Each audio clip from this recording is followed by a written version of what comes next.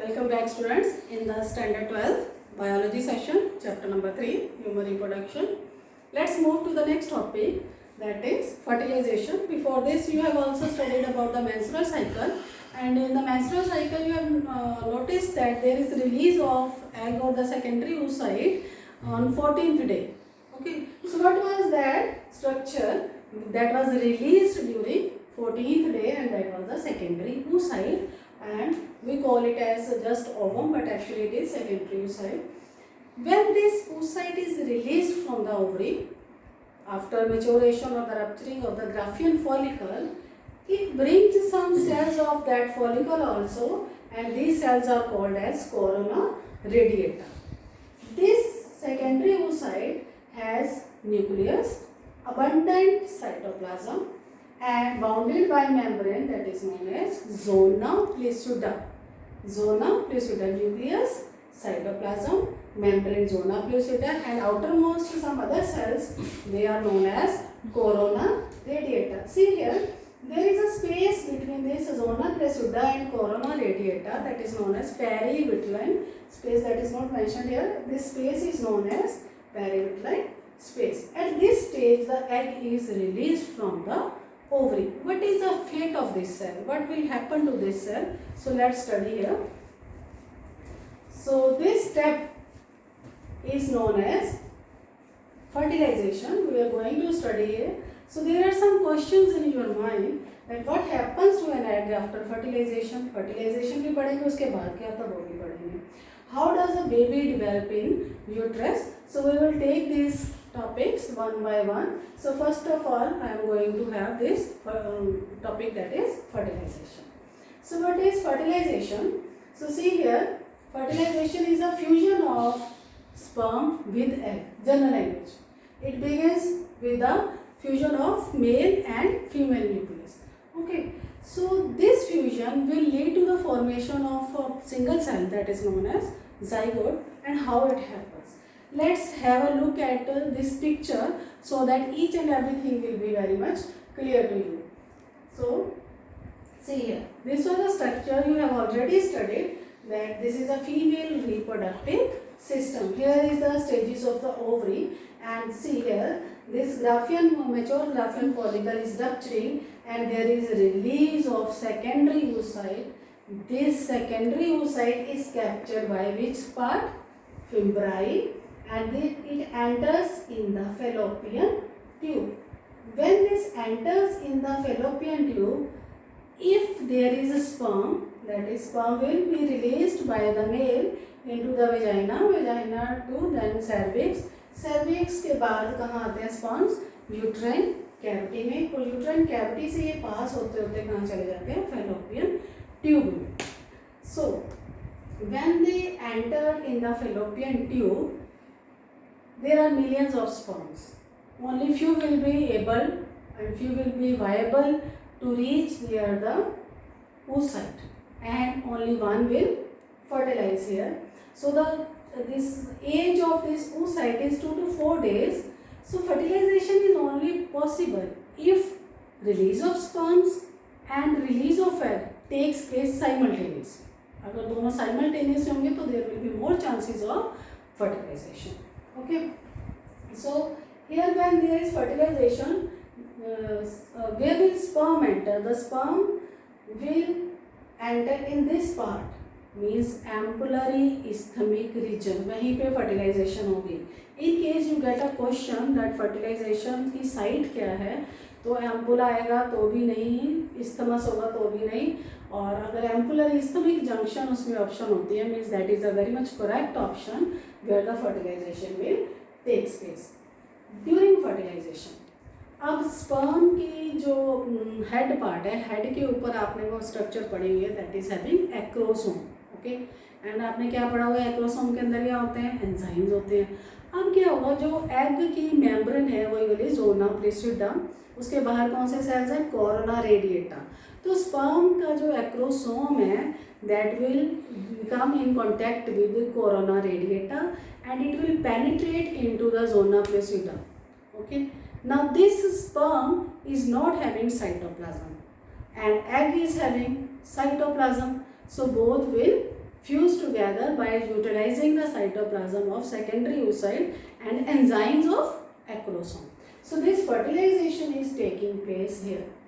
और जैसे ही एक स्पर्म एग की मेम्ब्रेन के कांटेक्ट में आता है, एक्रोसोम उसके कांटेक्ट में आता है, उस टाइम पे वो बाकी एंट्री उनकी नहीं होने देता स्पर्म्स की. क्यों नहीं होने देता? ठीक है. तो when acrosome comes in contact with the outer membrane of the egg, it induce some changes in the outer membrane of the egg so that it prevents the other sperms to fertilize. बाकी भी sperms आसपास होंगे, but that will not allow the entry of the other sperm, so only one sperm will fuse with the egg. Okay, so this is the place where that division takes place. आपको अगर याद हो तो हमने वहाँ पे secondary oocyte बना के छोड़ दिया था. हमने ये नहीं लिखा था वहाँ पे कि ओवम है. नाउ हमने वहाँ पे क्या लिखा था जब oogenesis पढ़ा था, तो that is arrested at metaphase 2. अब यहाँ पे मेटाफेज 2, क्लियर? वो डिवीजन कौन सी होगी? Metaphase 2 means when sperm and egg comes in contact, at that time metaphase 2 takes place and there will be release of second polar body. तो यहाँ पे एम्पुलर इस्थमिक रीजन पे ही जो oocyte है वो एग बनेगा. तो हम ये अभी तक हम क्या कहते आ रहे थे? Secondary oocyte. Now we will call it as ovum और egg and there will be release of secondary polar second polar body and there will be formation of egg. Means यहाँ पे आके एक तरह से जो oogenesis है वो कंप्लीट हो जाती है. दैट इज मेटाफेज 2, जिस स्टेज पे वो पहले से एग जो है सेकेंडरी oocyte अटका हुआ. Okay, so when there is fusion there is formation. अब फ्यूजन होने से क्या होगा? मेल का न्यूक्लियस और फीमेल का न्यूक्लियस दोनों जब फ्यूज करते हैं, there is formation of single nucleus and it becomes diploid now, क्योंकि फीमेल का भी हैप्लॉयड है, मेल का भी हैप्लॉयड है. So this zygote is formed with 46 chromosome number, 23 from egg and 23 from sperm. So now they starts the further step. पहला step हो गया हमारा एंट्री ऑफ एग जो था. सेकेंड क्या हो गया? oocyte के वो मेटाफेज स्टेज जो थी वो कवर हो गई, मीन्स फर्टिलाइजेशन हो गई. थर्ड क्या हो गया? जाइगोट बन गया. जाइगोट बनने के बाद अब जाइगोट में कौन सी चेंजेस आएंगी? So all these changes that are occurring in divisions that are occurring in the zygote, they are known as cleavage. Okay, so first mitosis means 1 से 2 सेल बने, 1 से 2 सेल स्टेज, 4 सेल, 2 से 4, 4 से 8, 8 से 16, 32 ऐसे करके. Okay, so zygote single cell, then 2 cell stage, 4 cell stage, 8 cell stage, 16 cell stage and 32 cell stage. Clear?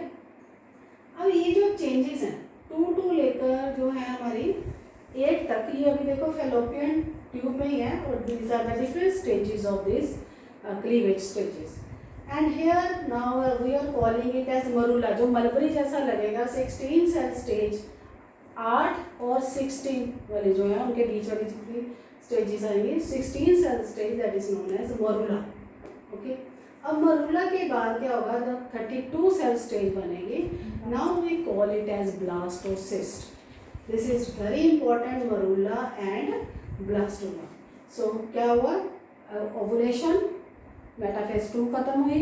Metaphase 2 के बाद फ्यूजन हुआ, जाइगोट बना, 2 cell stage, 4 cell stage, 8 cell, 16 वाले को क्या बोलेंगे? मरुला, और 32 वाले को ब्लास्टुला भी बोल देते हैं, ब्लास्टोसिस्ट भी बोल देते हैं. अब ब्लास्टोसिस्ट में कुछ नहीं होगा, नेक्स्ट स्टेज में थोड़ी चेंजेस ही हैं. Some cells will arrange towards the periphery, कुछ सेल्स बाउंड्री पे अरेंज हो जाएंगे, और बाकी वाले जो सेल्स है they will become form the lobe like structure in the one side, towards the one side, and there will be formation of one cavity like structure. Okay, some cells are forming boundary, some are becoming conical in shape, they are getting together towards one side, and others are forming a cavity, and this cavity is called blastocele cavity. This cavity is known as blastocele, and outermost membrane of this blastocyst is known as trophoblast. And जो cells बन गए अंदर knob like structure, they are called inner cell mass. Clear? तो इस stage पे ये uterus की endometrium में फिक्स हो जाता है 32 सेल स्टेज पे. So this blastocyst get implanted in the uterus, और जो इसकी बाहर वाली मेम्ब्रेन है वो प्लेसेंटा बनाती है, और जो बाकी वाले जो सेल्स है वो जैसे हमारे ऑर्गन बनते हैं जब बच्चा फिटस होता है, जब बच्चा प्रेगनेंसी टाइम में, तो वो जर्म लेयर्स बनाते हैं कि किसने आंखें बनानी है, किसने बाजू बनाने हैं, किसने स्टमक बनाना है, इंटरनल ऑर्गन्स कौन बनाएगा, आई लैशेस कौन बनाएगा। तो थ्री जर्म लेयर्स बनेगी यहाँ पे, एक्टोडर्म, एंडोडर्म एंड मेसोडर्म, वो आपके नेक्स्ट टॉपिक में आएंगे। Okay, so I hope this will be clear. So this is the site of fertilization, and here is a slide of development of zygote. All these stages will be clear to here. And the sex of child is determined. अब बच्चा mail होगा या female वो तो depend करता है कि chromosome के ऊपर। Suppose we are as female we are having XX chromosome and males are having XY chromosome. Suppose the egg with X chromosome is fertilizing with Y sperm from Y chromosome of the sperm, then there will be male child. Or if X chromosome is there in the egg and X chromosome of male will be there, then there will be formation of female baby. Okay, that is female child. So sex is all depends upon the pattern of the chromosome. Sex chromosome कौन से हैं? XX है, XY है, तो mail और female भी के ऊपर डिपेंड होगा। क्रोमोसोम नंबर कितना हमारा 46, तो 23 from father and 23 from mother. Okay, so next development of zygote, तो उसमें आ जाएगी अपनी प्री एम्ब्रियोनिक स्टेजेस, वही जो आपने देख ली, फर्टिलाइजेशन एम्ब्रियोनिक भी आपने नोट कर ली 2 to 8 वीक्स वाली, और इसके बाद वाली जो एम्ब्रियोनिक स्टेजेस ये चलती जाए, एम्ब्रियो बनना शुरू हो गया। सो ये स्टेजेस हम अपने नेक्स्ट लेक्चर में पढ़ेंगे, फीटस स्टेज में और pregnancy, that is pregnancy time, और उसमें किस ट्राइमेस्टर में कौन से बच्चे के ऑर्गन जो है वो बनते हैं। Okay, so this is blastocyst, इसी के ऊपर हमें ज़्यादा फोकस करना है। ब्लास्टोसिस्ट की बाउंड्री वाले सेल्स उनको क्या बोलते हैं? ट्रोफोब्लास्ट, और इनर वाला को क्या बोलते हैं? Inner cell mass. ट्रोफोब्लास्ट क्या करता है?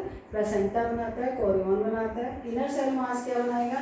फीटस, एम्ब्रियो और अम्बिलिकल कोड, वो जो बच्चे के हम आगे वाली स्ट्रक्चर उसमें ये पूरा डिटेल में है। So development of morula into blastula. Okay, so इसके बाद ही वो जब ब्लास्टोला बन जाता है तो वो वही है, उसमें किसमें एम्बेडेड होता है यूट्रस में, वो कैसे एम्बेडेशन होने के बाद मदर से न्यूट्रिशन लेता है, उसको हम क्या बोलते हैं फिर इम्प्लांटेशन।